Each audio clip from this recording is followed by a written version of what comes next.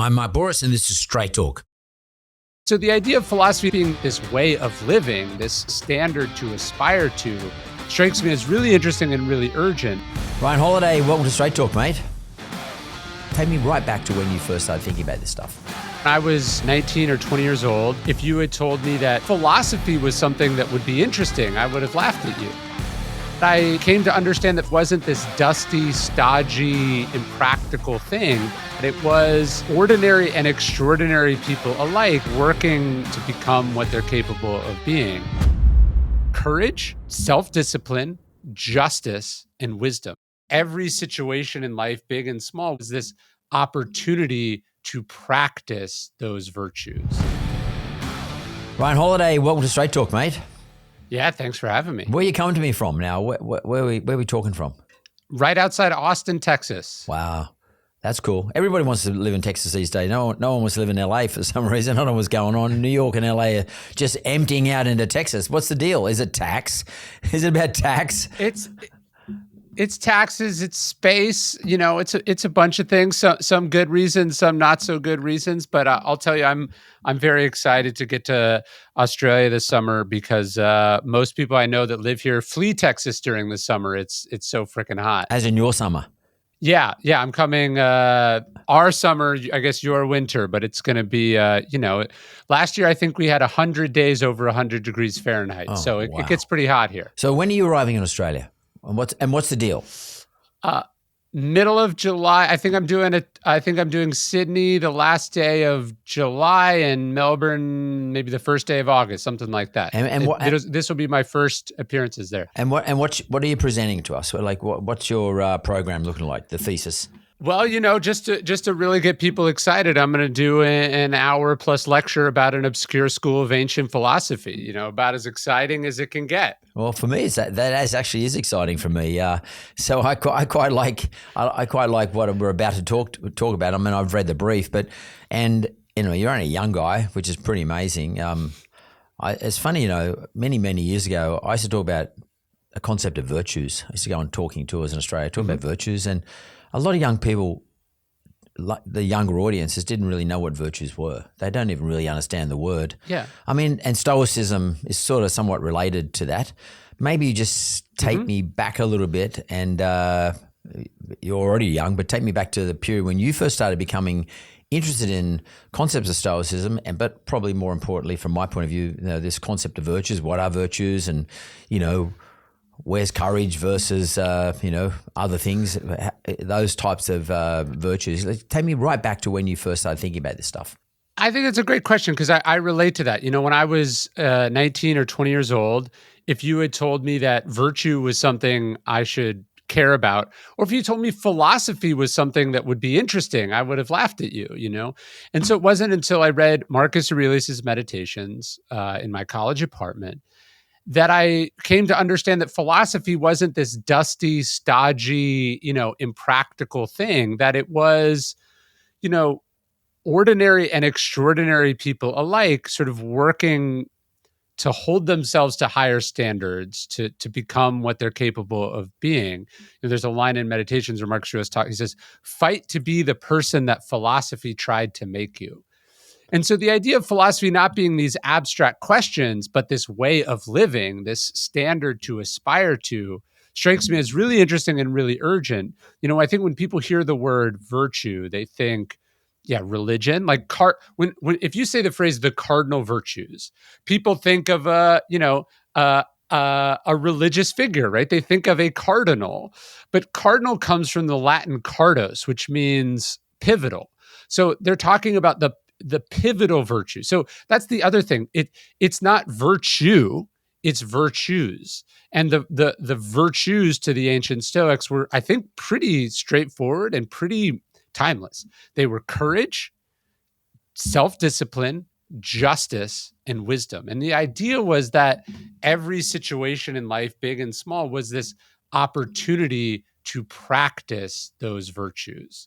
So if we think of every situation, instead of going through the life going, what can I do here? What should I do here? We think, well, what opportunity do I have to practice one of these ideas or all four of these ideas? What is philosophy asking of me? I think that's a much more interesting way to approach these, admittedly very ancient ideas. How did you get the Marcus Aurelius Meditations book? Because I mean, I'm 68, and I more recently bought it maybe a year ago, and I just look at it every now and then. It sits on my bedside amongst 7 or 8 other books, which I'm sort of reading different books at different times, depending on how I feel at night. Yeah. So I'm sort of, relatively speaking, advanced relative to you when you're 19. Who mentioned to you, or how did you become across looking at a book like Marcus Aurelius's Meditations? Because it's sort of fairly dense for a 19-year-old. That's what I think.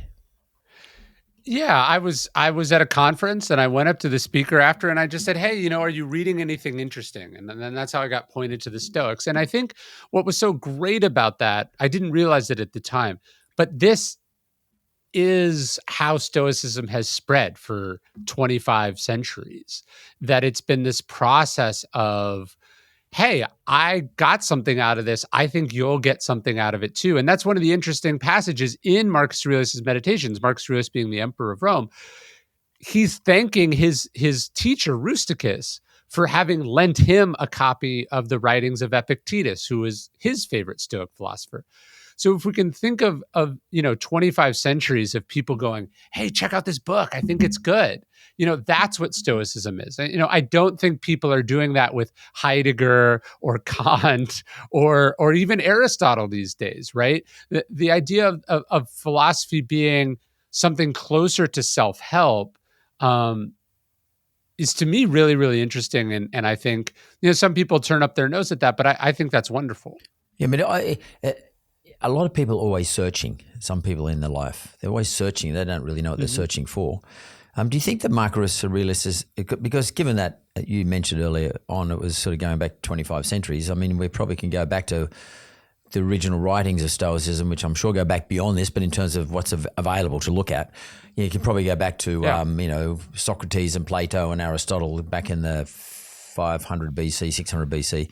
And I'm sure it goes beyond that, but this is just what's in evidence in terms of what's written down. Yeah. I'm sure there's lots of other places. There's probably Asian cultures and Egyptian cultures would go beyond that. But the thing that's most popular, but it was a bit, it was a bit sort of complex, and sometimes this stuff could go on for hundreds and hundreds of pages. Especially if you go and buy some of the books, some of the writings of these guys. The thing that Aurelius did is that he made it pretty simple in terms of he gave it to in bite sizes. It was sort of like a practical application of this. They're like little tweets. Yeah, it's perfect. There's like little tweets, correct. It's a modern version of tweets, an old version of what is a modern version of tweets. So why do you think that is important to people though? Is it because today we don't want to sit down and read Plato and Socrates and Aristotle, who go on for hundreds and hundreds and hundreds of pages, and it gets very, very complex. Do you think today that we do only want to digest things in bite-sized amounts? You know what? No, I think Marcus Aurelius was doing the same thing that I'm doing, that people have been doing for thousands of years, which is he was taking ancient philosophy. And that's kind of a mind-blowing thing to think about. This was ancient philosophy to Marcus Aurelius. Yeah. He's writing in the 2nd century AD. And Zeno, the founder of Stoicism, was writing in the 4th century BC, right? And so to him, this was already stuff that was thousands or hundreds of years old. Socrates to him was older than Shakespeare is to us, right? And so you think about what he's doing is he's reading this stuff, and then he's trying to digest it and make it accessible, not to an audience per se. I think that's a little different, but to himself. What meditations is, these little bite-sized sentences that you're talking about, they're his summaries and rearticulations of the ideas and the things that he believes and the standards he's trying to live up to.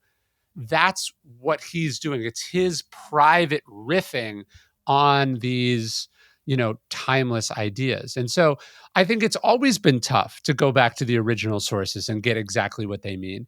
And so philosophy, just like music and art and and all the mediums is this process of remixing and rephrasing and re-examining. And sometimes it comes out very close to the original, and sometimes we come up with something totally new when we do that. It's interesting. You just mentioned music, and music is one way of conveying stories or important things to us. And if I go back, and I don't want to, and I just want to stop. We'll stop after this because I don't want to sort of overload the whole discussion around this particular aspect. But for me, if I go back into the stories of Homer, which predates all of the dudes, sure. Homer had this ability to talk about the philosophical things that you're talking about, like we talk about virtues and ways of life and things that get us closer to being better human beings, by putting it into stories like the Iliad and the Odyssey, and by individuals within those stories, let's call them the heroes and heroines. Usually they were heroes, but who were able to endure, like in terms of endurance, for example, endure terrible outcomes just to get to a certain point in their life. And the best one is the Odyssey of Odysseus, trying to get home to his wife. But how important is it to either put this stuff in bite-sized tweet sort of versions, or alternatively, how important is it, because you're a writer, how important is it to put this stuff into storylines and add a story around it so that people can become interested? Because it can be a little bit dry, if you know what I mean, to some people. To you and I, we think it's great. Of course. Well, I'm in the middle of reading the Odyssey to my 7-year-old right now, so I've been thinking a lot about this. Are you reading Robert Graves' version? It was. No, there's an American translator who's actually a biographer of one of the Stoics. She wrote a biography of Seneca called, her name is Emily Wilson. She did a new translation a couple years ago, and she just did the Iliad as well. The Robert Graves edition is quite good. It's Robert Graves. I think the Fagles translation I've also read. But the idea is, to me, what I try to do in my writing is take the ideas of the Stoics and then demonstrate them through story or illustrate them through story. So I feel like the Stoics already said it as good as it can be said. They've distilled it down to its absolute essence as an idea or as a statement. But that's not typically how humans learn things. There's a reason Jesus spoke in parables. Abraham Lincoln, probably the great, American communicator, spoke in terms of stories, right? He would tell anecdotes to make his point. There's something disarming about a story. There's something memorable about a story. There's something about the way we understand things that I think makes stories particularly powerful. And so what I try to do in my books is take an idea from the Stoics, how they treated obstacles as opportunities, and then I'll write a book demonstrating that or extrapolating that out in the form of stories from men and women, past and present, great and evil, people who illustrated that idea or illustrated the perils of not living that idea. So that's what I try to do in all of my books. It's interesting you just mentioned the word parables, and there's been many great storytellers who tell the story about in parables. When I look at today's leaders, and I don't want to, let's just concentrate on two of your leaders in your country, one of the biggest nations of the world. They don't seem to talk in parables. They sort of seem to me, and I don't mean to be mean, but they sort of speak in riddles. Yes. It's actually confusing. They make a lot of statements, but they don't, not only do they not tell a good story about how they want things to go, but they tend not to tell real stories. So they'll go, I'm speaking of Susie, a single mother of 3 living, they make up these stories about these fake people. And what the great leaders throughout history did was draw on myths or commonly known stories and use them as a way of illustrating ideas or principles. So that is a problem with the collapse of the teaching of the classics, of the collapse of the humanities, is we no longer have the same myths and ideas, like the last sort of thing that kind of pierced the cultural consciousness was probably like Harry Potter or something. And you can't have the president, telling a story about Harry Potter. It just seems silly. But you need a common, you need a common sort of shared consciousness of figures, big and small. Like that's what's so interesting in the founding of America. That all the American founders were steeped in these ancient stories about the Greeks and Romans. And so they were kind of almost play acting. And so when they would say these things that sort of get written down in history, people who knew their classical history understood, the plays they were referencing or the historical figures they were alluding to. And it sort of imbued everything with this kind of epicness, right? And we lack that today. And I think that it makes it hard for us to come together when we don't sort of share a culture in that way. Do you think it's though because the audience lacks the general knowledge, so much so that the person who's speaking to them, there's no point talking to them about these epic stories, which, as you said, like Abraham Lincoln, his audience knew this history. I mean, generally speaking, they were taught this stuff at school, I guess, or parents talked about it. Parents probably told stories because we didn't have all the other distractions. Do you think, therefore, it's impossible for current leaders to be able to do what, say, someone like Abraham Lincoln did and tell those types of stories, and therefore our current leaders are more talking about falsehoods and fakeness and all the short-term stuff that we generally get out of social media? Is that the reason? Yeah, I don't think it's impossible. I just think it's much harder, right? And so that's what demagogues do or populists do is they do tell a story which is like, there are those people over there, and those people are bad, and those people are the source of all of the problems and evils of life, right? And that is a very timeless story. The story of the scapegoat is a very sort of timeless, universal sort of trope. And so I do think we're seeing some of the negative of it, but I think it's been a while since any of the major nations had a really great leader who could tell a story about where we're going. I mean, even Trump, Trump saying "Make America Great Again." He's saying like "Make it like it used to be." He's not able to say, here's how I think it should be going forward. So there's just something lacking about our ability to sort of share ideas or aspirations that I do think is a problem. If I go back, because I'm trying to work out where you became two things. You developed yourself into a great writer, and that's a skill. Thank you. The second thing is that what you write about, you also had to learn about, and you've already explained to me. At 19, I started with reading the Marcus Aurelius's tweets. But how did you become a great writer? Because that's a big skill. I mean, what is the process? If you go back to when you're 19, 20, how'd you start this process off? What were your influences? Well, I became a writer in a very old school way, in that I was the apprentice to a great writer. So I was the research assistant to a writer named Robert Greene, who's one of the great nonfiction writers of the 20th and 21st centuries. And I learned the craft from him. And I worked for him for many years. He showed me how books work. He showed me how to tell stories. He showed me how to research. I learned in that way. And I think, today people think it's, you throw something up online and it either finds an audience or it doesn't. I wrote every day online for, several years.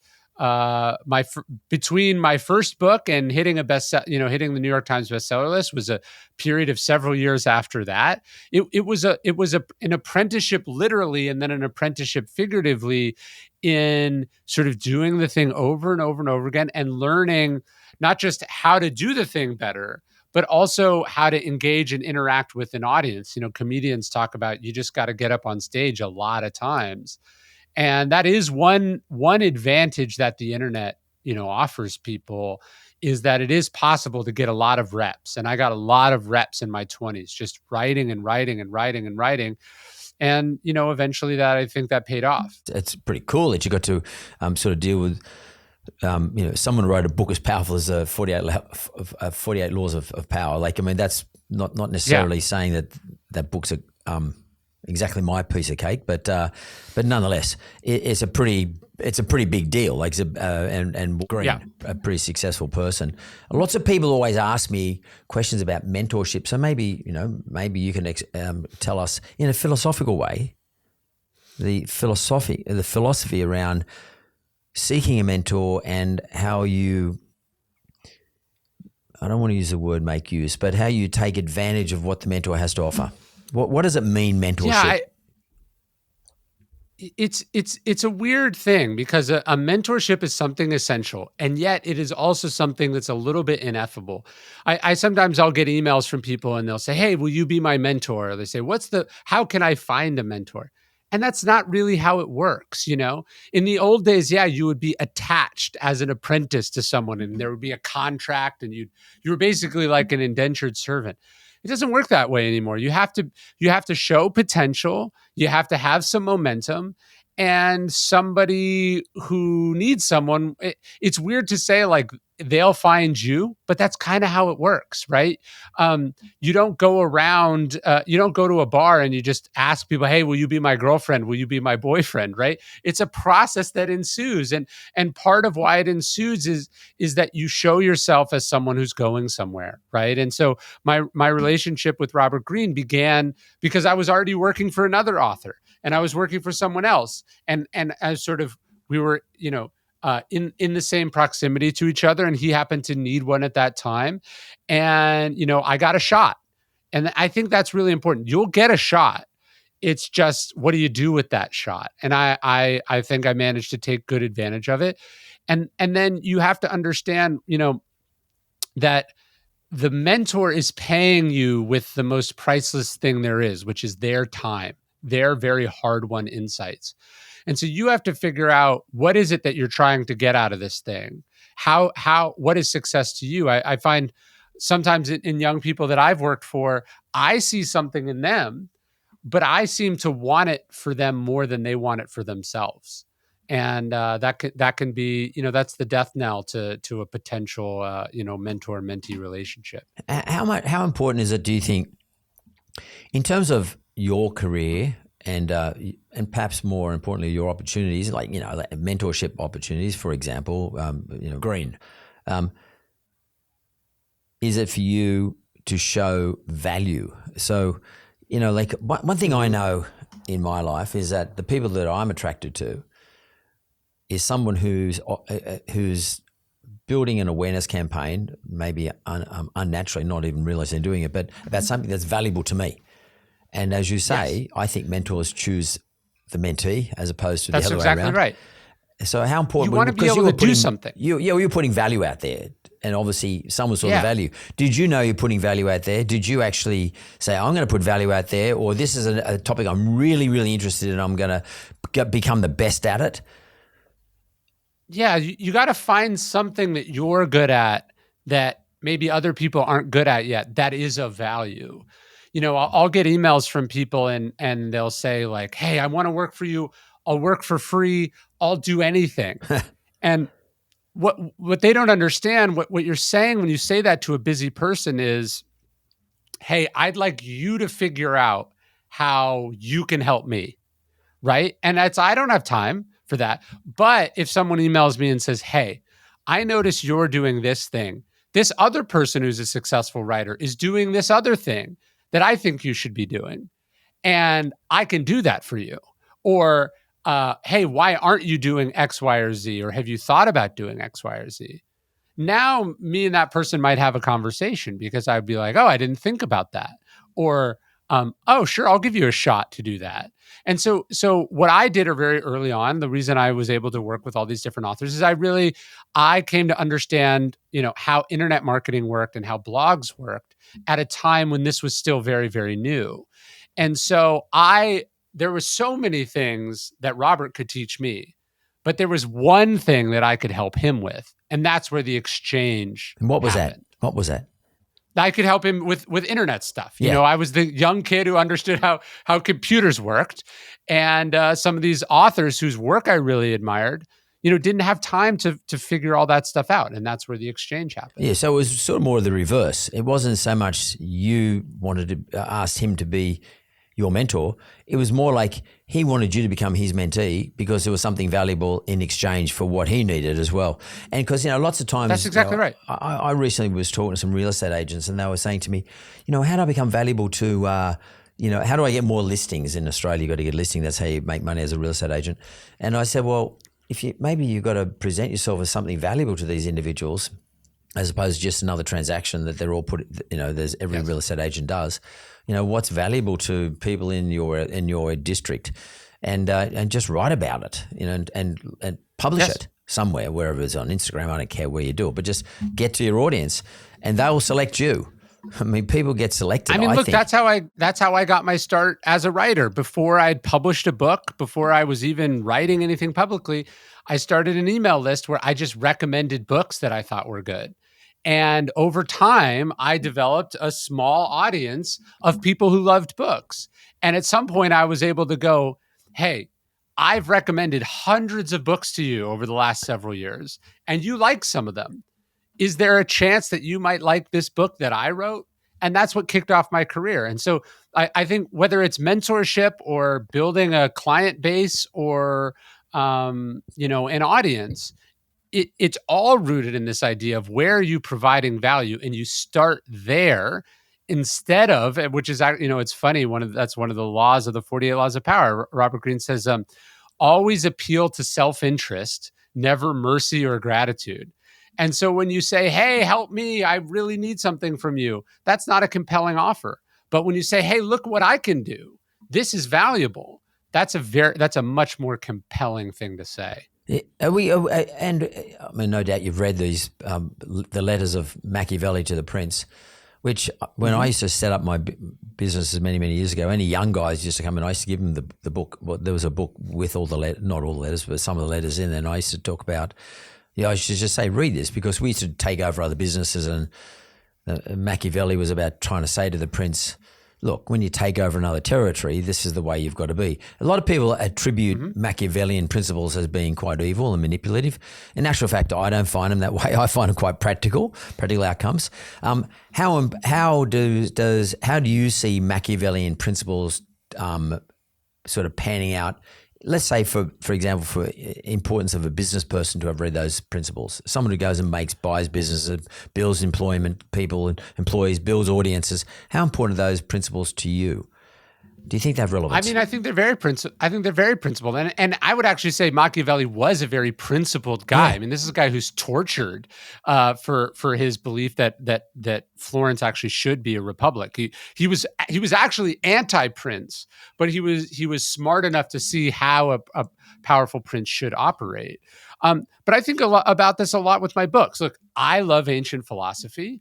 I'm a nerd for these things, but I'm also very realistic, and I understand that most people are not. So I spend a lot of time thinking about how to build my platform. I spend a lot of time thinking about the titles, the positioning, the pricing, the approaches of the books, because I'm doing exactly what Machiavelli and Robert Greene talked about, which is I want to make it clear that this book is what you need. It's not what I think you need. I want to make it clear that this is that this is valuable to you. This does something for you, as opposed to coming at it the way unfortunately too many people do, which is they go, this is really important and you're an idiot if you don't know about it, right? And no, you have to meet the audience where they are, and the audience is busy, the audience is distracted, the audience has preconceived notions about things, and you have to find a way in. And if you can't be strategic and I would say a little bit Machiavellian, you're probably not going to make it. Would you mind explaining to the audience, our audience, given what you just said, what do you see the difference between someone like Machiavelli, or neither one of us knew him, but what his letters said to the prince, versus, for example, the style and the process of, say, Rasputin? I don't know. That's not my my area of expertise historically, but I think, what's interesting about Machiavelli is that Machiavelli was trying to look back at history and deduce some patterns, good and bad, that we can learn from. He's not saying you should do all these things, but he is saying you got to be aware of all these things. And that is a thing I talk a lot about in the new book, this idea of having a pragmatic streak, that if you just think that because you're right, if you just think that because your cause is just, it's going to succeed, you're going to be sorely mistaken. At the same time, if your cause isn't right, if there isn't something behind it, if there isn't some real principles to it, you may succeed, but I don't think it's going to be a particularly meaningful and significant success. And so there is a balance there. I think the Stoics tried to strike it well. They tried to understand the ways of the world and try to inch it a little bit closer to where they thought it should be. And I do think we need more people like that. Just tweeting about a problem doesn't do anything about it if you don't have the power to bring it into existence. And that is a really important aspect of all of this. You said something really interesting about how you set your title, and in 2012 you put out the book. Trust me, I love this one. I love your title. Trust me, I'm lying. Confessions of a Media Manipulator. Explain what the book was about, but and obviously it gets our attention. The headline gets the attention, but obviously the headline's more a piss take. It's not really what the book's about, I guess. No, I was doing an expose of the media system, but what I looked at is that there were a lot of really interesting books of media criticism, historically and contemporary, but they tended to be read only by people in the media and therefore had almost no impact and did not sell well.